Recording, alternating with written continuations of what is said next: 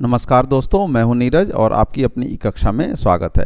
इस वीडियो में हम लोग इलेक्ट्रिकल सोर्सेस के बारे में डिस्कस करेंगे कि क्या होते हैं, उनको कैसे पहचाना जाता है। तो अभी देखें तो सबसे पहले हम बात करेंगे इलेक्ट्रिकल सोर्सेस जो हैं वो मेनली दो टाइप के होते हैं।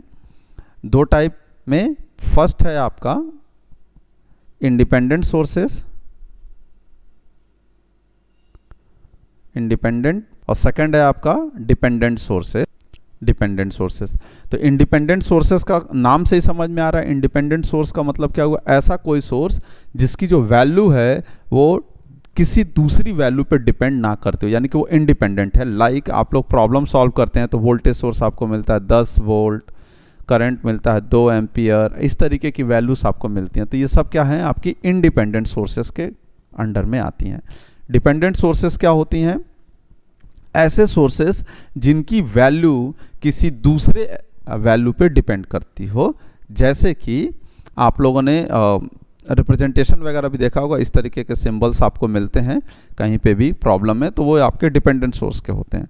और इनकी जो वैल्यूज़ होती हैं नॉर्मली जो है, एक एग्जांपल ले लें, अगर कोई वोल्टेज सोर्स है 2i लिखा हुआ है लेकिन है वोल्टेज सोर्स, यानी कि इस तरीके से बना हुआ होगा, तो इसका ये मीनिंग हुआ कि इसकी जो वैल्यू है वो किस पे डिपेंड कर रही है? आई पे डिपेंड कर रही है, इस आई पे डिपेंड कर रही है, यानी कि करंट पे डिपेंड कर रही है। तो ये क्या हुआ? अगर आई की वैल्यू 0 एम्पियर हो गई किसी भी कारण से, तो आपको इसका वोल्टेज कितना हो जाएगा? 0 हो जाएगा। 1 हो गई तो 2 × 1 आपका कितना हो जाएगा? 2 वोल्ट हो जाएगा। तो इसलिए इसकी जो वैल्यू डिपेंड कर रही है, तो इसको जो है हम लोग डिपेंडेंट सोर्स को भी डिस्कस करेंगे, लेकिन उसको नेक्स्ट वीडियो में। आज हम लोग जो है इंडिपेंडेंट सोर्सेज के बारे में डिस्कस करेंगे, क्योंकि ये जो है बहुत ज़्यादा बेसिक है और इसका बार बार इस्तेमाल होता है, हर जगह के प्रॉब्लम्स में जो है ये सामने आते हैं। तो देखिए, अब हम लोग बात कर रहे हैं इंडिपेंडेंट सोर्सेज के बारे में। इंडिपेंडेंट सोर्सेज, तो इंडिपेंडेंट सोर्सेज में मेनली जो है आपके दो तरीके के सोर्स आएंगे। एक सोर्स है आपका वोल्टेज सोर्स,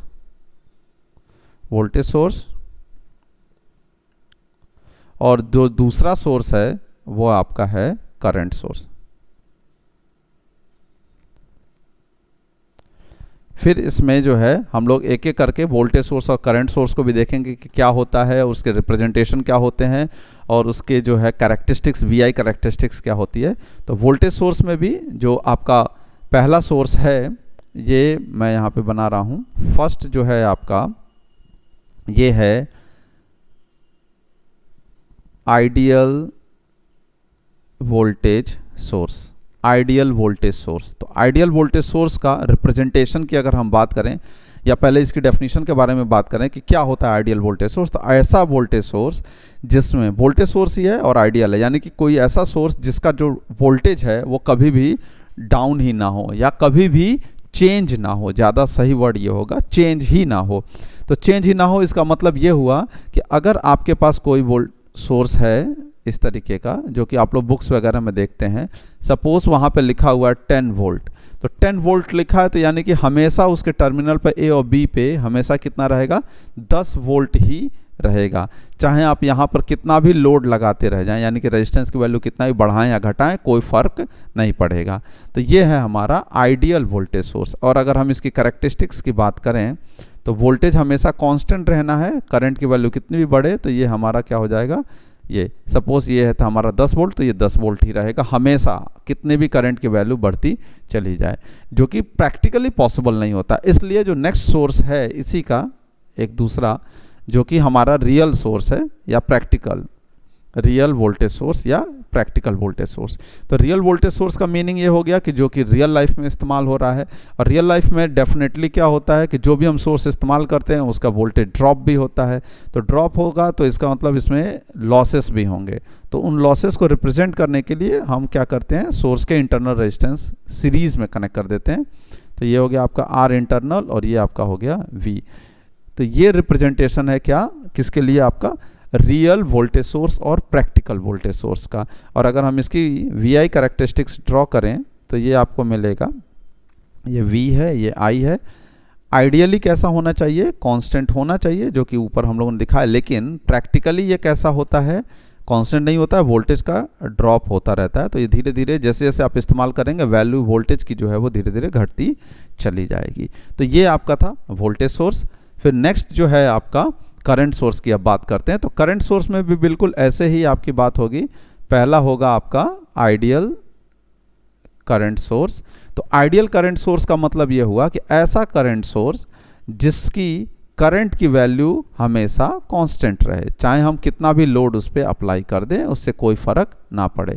यानी कि आई, और आई की वैल्यू जो है क्वेश्चन में ऐसे दे सकता है कि 2 एम्पियर होगी, 3 एम्पियर होगी, ऐसा कह सकता है। ठीक है, तो इस तरीके का जो रिप्रेजेंटेशन मिलेगा आपको वो आपका आइडियल करंट सोर्स के लिए है। और यहाँ पे करंट हमेशा कांस्टेंट रखनी है। तो करंट कांस्टेंट रखनी है तो इसका वी आई कैरेक्टरिस्टिक्स कैसा होगा? अगर हम बात करें कि ये हमारा V और ये I है, तो वी आई कैरेक्टरिस्टिक्स में क्या आ जाएगा? करंट कांस्टेंट रखना है। तो करंट हमेशा क्या होगा आपका? कांस्टेंट रहेगा।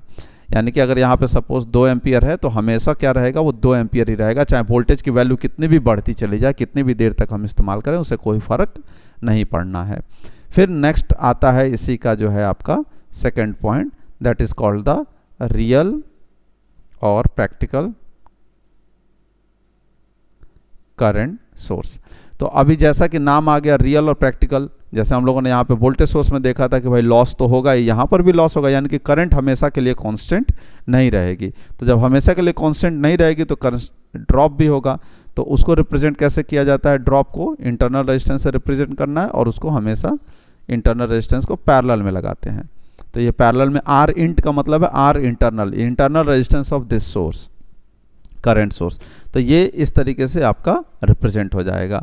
तो ये रिप्रेजेंटेशन हो गया किसके लिए? प्रैक्टिकल करंट सोर्स के लिए सिंबॉलिक रिप्रेजेंटेशन हो गया।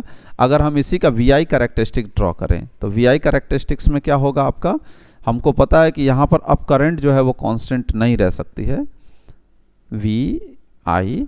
तो देखिए आइडियली क्या होना चाहिए? आइडियली करंट को कांस्टेंट रहना चाहिए, आइडियली करंट को कांस्टेंट रहना चाहिए, लेकिन ये कांस्टेंट नहीं रह सकती है, यानी करंट कम होगी।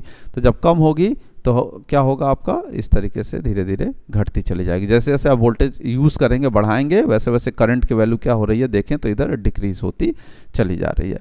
तो ये हमारा जो है ये आपका रियल और प्रैक्टिकल करंट सोर्स है। तो इस तरीके से जो है आपका इंडिपेंडेंट सोर्सेस कवर हो जाते हैं। आशा करते हैं कि ये आपको वीडियो पसंद आई होगी। अगर वीडियो पसंद आई है तो अपने दोस्तों मित्रों के साथ इसको शेयर करें और चैनल को सब्सक्राइब कर लें। धन्यवाद।